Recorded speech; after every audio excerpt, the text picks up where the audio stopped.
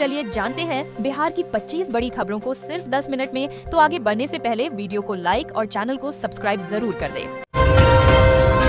बिहार विधानसभा चुनाव 2025 से पहले मुख्यमंत्री नीतीश कुमार ने महिलाओं के लिए मुख्यमंत्री महिला रोजगार योजना की शुरुआत की है। इस योजना को कैबिनेट की मंजूरी मिल चुकी है। इसके तहत हर परिवार की एक महिला को रोजगार और आत्मनिर्भरता के लिए आर्थिक मदद मिलेगी। पहली किस्त में महिलाओं के खाते में 10,000 रुपए दिए जाएंगे, जिसकी शुरुआत सितंबर 2025 से होगी। आगे चलकर उन्हें कुल 2 लाख रुपए तक की सहायता मिलेगी, ताकि वे रोजगार शुरू कर सकें। आवेदन प्रक्रिया जल्द शुरू होगी। इस योजना की जिम्मेदारी ग्रामीण विकास विभाग को सौंपी गई है और जरूरत पड़ने पर नगर विकास एवं आवास विभाग भी सहयोग करेगा। सरकार का दावा है कि यह कदम महिलाओं को मजबूत बनाएगा। खाद्य एवं उपभोक्ता संरक्षण विभाग ने पीडीएस में पारदर्शिता और जवाबदेही सुनिश्चित करने के लिए शुक्रवार से राज्यव्यापी निरीक्षण अभियान शुरू किया है। प्रधान सचिव पंकज कुमार ने सभी जिलाधिकारियों को निर्देश दिया है कि हर जन वितरण दुकान का अनिवार्य रूप से निरीक्षण किया जाए, ताकि लाभुकों को समय पर और गुणवत्तापूर्ण अनाज मिल सके। इसके तहत 29 अगस्त 2025 को जीरो ऑफिस डे घोषित किया गया, जिसमें आपूर्ति से जुड़े सभी अधिकारी फील्ड में जाकर निरीक्षण में शामिल हुए। इस दिन राज्य भर में लगभग 3,617 जन वितरण दुकानों की जांच पीडीएस पैराकेच मोबाइल ऐप के माध्यम से की गई। अब 2 से 9 सितंबर 2025 तक प्रत्येक जिले की बची हुई सभी पीडीएस दुकानों का क्रमवार और गहन निरीक्षण किया जाएगा, ताकि व्यवस्था को और मजबूत और पारदर्शी बनाया जा सके। 2 दिन पहले खबर आई थी कि पाकिस्तान समर्थित आतंकी संगठन जैश-ए-मोहम्मद के 3 आतंकी नेपाल के रास्ते बिहार में घुसे हैं, जिसके बाद सुरक्षा एजेंसियों में हड़कंप मच गया और पुलिस ने अलर्ट जारी कर 50-50 हजार रुपए का इनाम भी घोषित किया। लेकिन अब इस मामले पर बिहार पुलिस के ADG law and order Pankaj Darad का बड़ा बयान सामने आया है। उन्होंने साफ किया कि जांच में अब तक ऐसा कोई सबूत नहीं मिला है कि बिहार में किसी आतंकी की एंट्री हुई हो। जिन 3 पाकिस्तानी नागरिकों को लेकर यह दावा किया गया था, उनकी ट्रैवल हिस्ट्री खंगालने पर सच्चाई अलग निकली। यानी फिलहाल बिहार में आतंकी घुसपैठ की खबरें बेबुनियाद साबित हो रही हैं और सुरक्षा एजेंसियां स्थिति पर पूरी नजर बनाए हुए हैं। बिहार में गंगा नदी का जलस्तर लगातार बढ़ने से पटना, बेगूसराय, मुंगेर और बक्सर समेत कई जिलों में बाढ़ की स्थिति गंभीर हो गई है। मौसम विभाग ने 12 जिलों में येलो अलर्ट जारी किया है, जहां 40 किलोमीटर प्रति घंटे की रफ्तार से हवाओं के साथ बारिश की संभावना है। पटना के दीघा घाट, गांधी घाट और हाथीदह घाट पर गंगा खतरे के निशान से 2 मीटर ऊपर बह रही है। वहीं मुंगेर के दियारा इलाके में कटाव से सैकड़ों घर जलमग्न हो गए हैं।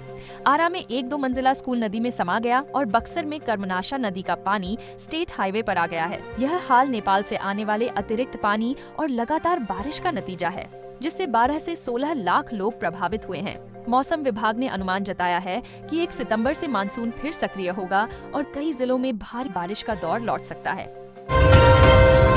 Hero Asia cup men's hockey tournament का रोमांच शुक्रवार को राजगीर खेल अकादमी में देखने को मिला, जहां मेजबान भारत ने चीन को हराकर शानदार जीत दर्ज की। शुरुआती क्वार्टर में चीन ने बढ़त बना ली थी, लेकिन दूसरे क्वार्टर में भारतीय खिलाड़ियों ने बेहतरीन वापसी करते हुए लगातार 2 गोल दागे और स्कोर 2-1 कर लिया। इस जीत के बाद पूरे स्टेडियम में भारत माता की जय के नारों से माहौल गूंज उठा।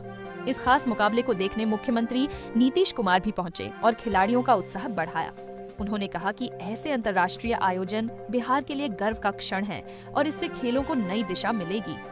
दिन के अन्य मुकाबलों में मलेशिया ने बांग्लादेश को 4-1 से हराया, कोरिया ने चाइनीज ताइपे को 7-0 से शिकस्त दी और जापान ने कजाकिस्तान पर 7-0 की बड़ी जीत दर्ज करते हुए टूर्नामेंट में अपना दबदबा दिखाया।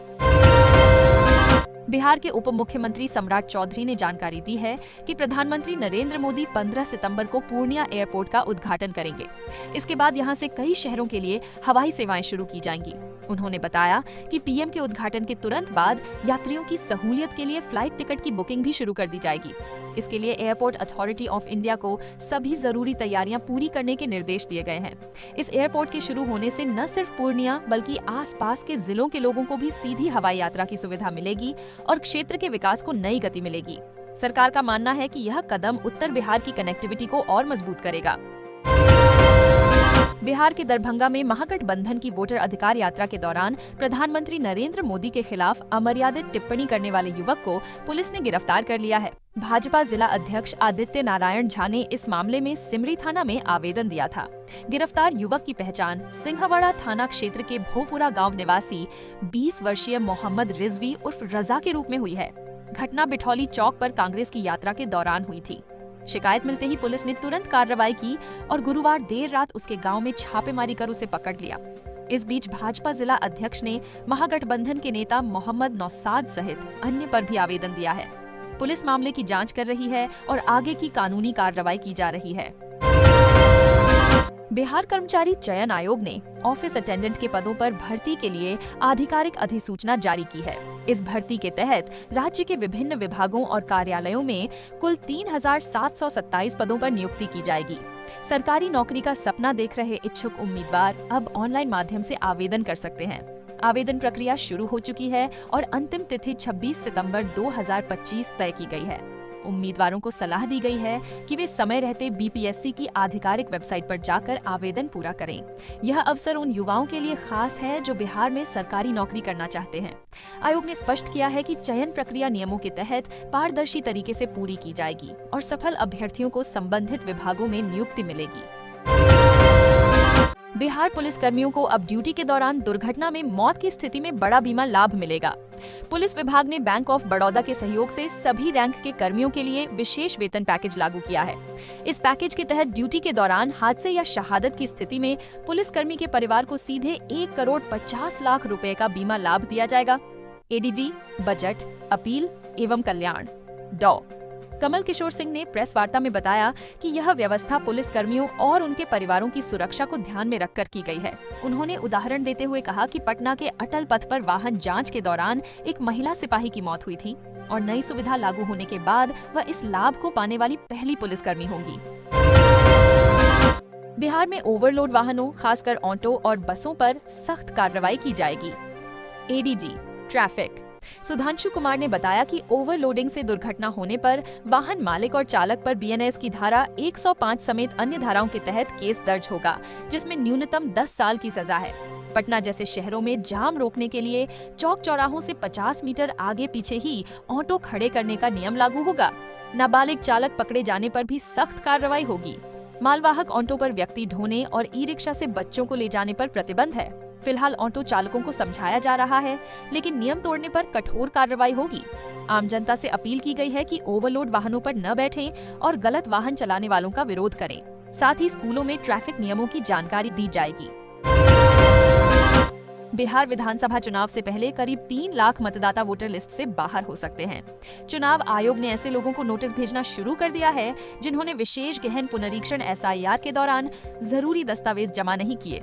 सीमावर्ती जिलों जैसे किशनगंज, पूर्णिया, अररिया, सहरसा, मधुबनी और पश्चिमी चंपारण के कई मतदाता इसमें शामिल हैं। अगर ये लोग नागरिकता संबंधी पहचान साबित नहीं कर पाए तो उनके नाम अंतिम सूची से हटा दिए जाएंगे और वे वोट नहीं डाल सकेंगे। इससे पहले आयोग मृत, डुप्लीकेट और शिफ्ट हुए करीब 65 लाख मतदाताओं के नाम हटा चुका है। सुप्रीम कोर्ट के आदेश के बाद हटाए गए सभी नाम कारण सहित सार्वजनिक किए गए हैं और अब आधार को जरूरी दस्तावेज में शामिल कर दिया गया है। हाजीपुर में उत्तर बिहार का पहला डबल डेकर फ्लाईओवर बनने जा रहा है, जिसकी लागत करीब 500 करोड़ रुपए होगी। एनएचएआई ने इसकी पूरी तैयारी कर ली है और सितंबर में इसका टेंडर जारी किया जाएगा। यह फ्लाईओवर रामशीष चौक से पासवान चौक तक बनाया जाएगा, जिससे शहर की ट्रैफिक समस्या काफी हद तक कम होगी। 2 मंजिला इस फ्लाईओवर के निर्माण से हाजीपुर सहित आसपास के इलाकों के लोगों को जाम से राहत मिलेगी और पटना आने जाने वालों को भी आसानी होगी। उत्तर बिहार का यह पहला डबल डेकर फ्लाईओवर आधुनिक तकनीक से बनाया जाएगा और यहाँ से गुजरने वाले हजारों वाहनों को बेहतर सुविधा मिलेगी। इस प्रोजेक्ट को लेकर लोगों में उत्साह है और उम्मीद की जा रही है कि इसके बनने से हाजीपुर की पहचान और विकास दोनों को नई ऊंचाई मिलेगी। बिहार के ग्रामीण कार्य विभाग के अधीक्षण अभियंता विनोद कुमार राय, जो लाखों रुपए के नोट जलाने के मामले में गिरफ्तार हैं, उनकी रिमांड कोर्ट ने स्वास्थ्य कारणों से खारिज कर दी। यूओयू ने 5 दिन की रिमांड मांगी थी, लेकिन अब पूछताछ केवल नर्सिंग होम या डॉक्टरों की टीम की मौजूदगी में होगी। विनोद की पत्नी बबली राय फरार है और उसकी तलाश तेज कर दी गई है।